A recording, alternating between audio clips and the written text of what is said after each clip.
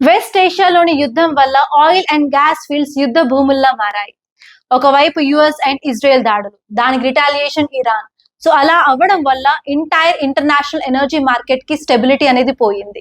So అందుకే ఈసారి UPS 2026 prelims examination లో ఆయిల్ ఫీల్డ్స్ గురించి క్వశ్చన్ వచ్చే ఛాన్సెస్ చాలా ఎక్కువ. సో ఈ వీడియోలో మేజర్ ఆయిల్ ఫీల్డ్స్ న్యూస్ లో ఏమున్నాయో అవన్నీ క్లియర్ గా చూద్దాం. సౌత్ పార్ట్స్ గ్యాస్ ఫీల్డ్, ఇది ఇరాన్ లోనే ఉంది. ప్రపంచంలోనే ఇది అతిపెద్ద ఎల్ఎన్జీ గ్యాస్ ఫీల్డ్. సెకండ్ వచ్చేసి లస్ రఫాన్స్ ఎల్ఎన్జీ ఫీల్డ్, ఇది ఖతార్ లో ఉంది అండ్ ఇది ప్రపంచంలోనే largest LNG export hub. Fujairah oil terminal, ఇది యుఏఈ కి సంబంధించింది అండ్ ఇది స్ట్రైట్ ఆఫ్ హార్ముజ్ బయట ఉంటుంది. షా గ్యాస్ ఫీల్డ్, ఇది యుఏఈ కి సంబంధించింది. అబుదాబి నుంచి వచ్చే 20% ఎక్స్పోర్ట్స్ ఇక్కడ నుంచే వస్తాయి. అండ్ నెక్స్ట్ వచ్చేసి రుమైలా ఆయిల్ ఫీల్డ్, ఇది ఇరాక్ కి సంబంధించింది. ఇది ఇరాక్ లో ఉన్న అతిపెద్ద super giant oil field facility.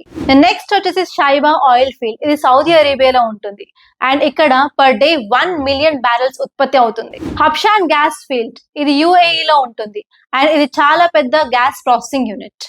And next వచ్చేసి కార్గ్ ఐలాండ్, ఇది ఇరాన్ కి సంబంధించింది. ఇరాన్ నుంచి వెళ్లే ఎక్స్పోర్ట్స్ 90% ఇక్కడ నుంచే వెళ్తాయి. Mina Al Ahmadi and Mina Abdullah oil fields, ఇవి కువైట్ కి సంబంధించినవి. ఇప్పుడు జరుగుతున్న దాడుల వల్ల Iran, Iraq, Saudi, UAE, Qatar లో ప్రొడక్షన్ తగ్గిపోయింది. దాని వల్ల గ్లోబల్ ఎనర్జీ క్రైసిస్ వచ్చింది. వెస్ట్ ఏషియాలోని యుద్ధం ఇప్పుడు ఎనర్జీ యుద్ధంగా మారింది. భవిష్యత్తులో ఏమవుతుందో చూడాలి. ఇంకా పెట్రోల్ అండ్ డీజిల్ ప్రైసెస్ పెరుగుతాయా? మీరేమనుకుంటున్నారో కమెంట్ లో చెప్పండి. మీకు ఈ వీడియో కనుక నచ్చినట్లయితే లైక్ చేయండి.